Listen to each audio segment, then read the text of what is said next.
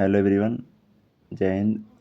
आज इस वीडियो में डिस्कस करने वाला है जो आरआरबी एनटीपीसी के जो एग्ज़ाम चल रहे हैं उनको जो जो भी एनालिसिस है उनको करेंगे।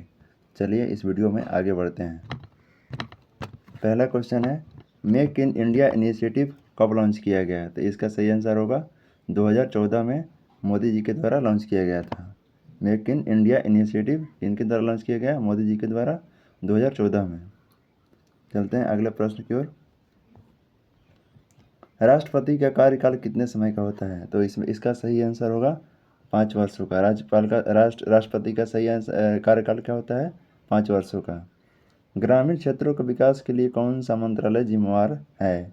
तो इसका सही आंसर होगा ग्रामीण विकास मंत्रालय। ग्रामीण विकास मंत्रालय के अंतर्गत जो ग्रामीण क्षेत्र के विकास से संबंधित जो भी कार्य होते हैं वो इसका जिम्मेदार होता है। अगले प्रश्न की ओर चलते हैं। अगला प्रश्न है, इसमें ऑप्शन था सीडी का फुल फॉर्म क्या होगा? तो इसका सही आंसर होगा कॉम्पैक्ट टेक्स्ट। अब अगले क्वेश्चन को चलते हैं। 6 नंबर, किस रियासत को भारत में जोड़ा गया? तो हैदराबाद। जैसा कि आप सभी को पता है कि हैदराबाद और जम्मू कश्मीर को जोड़ा गया था आज़ादी के बाद। अगले प्रश्न की ओर चलते हैं। 1857 की क्रांति के समय कौन शासक था? तो इसका सही आंसर होगा बहादुर शाह द्वितीय। इसका सही आंसर होगा बहादुर शाह द्वितीय। अगला क्वेश्चन है, अखिल भारतीय सेवाएं किस अनुच्छेद में आती हैं? तो इसका सही आंसर होगा आर्टिकल 312 312। किस स्थिति में सुप्रीम कोर्ट संविधान के मूल ढांचा का संशोधन नहीं कर सकते हैं? तो इसका सही आंसर होगा, चलिए देखते हैं। सुप्रीम कोर्ट के अनुसार संसद संविधान में संशोधन कर सकती है लेकिन संविधान के मूल ढांचे को नहीं बदल सकती। यह सिद्धांत केशवानंद भारती मामले 1973 में जो स्थापित हुआ था। और इसमें मूल ढांचे में क्या क्या शामिल था उसको देखते हैं। संविधान की सर्वोच्चता, लोकतंत्र, न्यायिक समीक्षा, संघीय ढांचा और धर्मनिरपेक्षता। इन सभी में आप ये सुप्रीम कोर्ट संशोधन नहीं कर सकता है। चलते हैं अगले प्रश्न की ओर। प्रदीपीय भारत के पूर्व और पश्चिम में क्या है?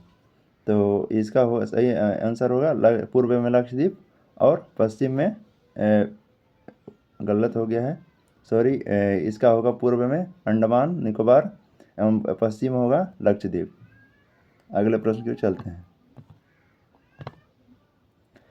स्वतंत्रता के समय भारत के वायसराय कौन थे? स्वतंत्रता के समय भारत के वायसराय लॉर्ड माउंटबेटन थे। इसका सही आंसर होगा लॉर्ड माउंटबेटन। 30 नंबर क्वेश्चन है, प्रथम पंचवर्षीय योजना किस पर आधारित थी? मतलब जो मेन इसका बेस था क्या था? तो इसका सही आंसर होगा कृषि। अगले प्रश्न की ओर चलते हैं। राज्य के नीति निर्देशक तत्वों का उद्देश्य क्या है? राज्य के नीति निर्देशक तत्वों का उद्देश्य क्या है? तो इसका सही आंसर होगा राज्य के कल्याणकारी उद्देश्यों के लिए। अगले प्रश्न की चलते हैं। क्वेश्चन नंबर 15, उत्तर भारत के विशाल मैदान की क्या विशेषता है? तो जो उत्तर भारत का विशाल मैदान है उसकी विशेषता ये है कि वो अधिक उपजाऊ होती है। अगले प्रश्न की ओर चलते हैं। एक बहुउद्देशीय नदी घाटी परियोजना है। तो इसका सही ऑप्शन होगा, जो भी आपका क्वेश्चन में ऑप्शन दिया होगा उसका सही ऑप्शन होगा दामोदर नदी घाटी परियोजना। अगले प्रश्न की ओर चलते हैं।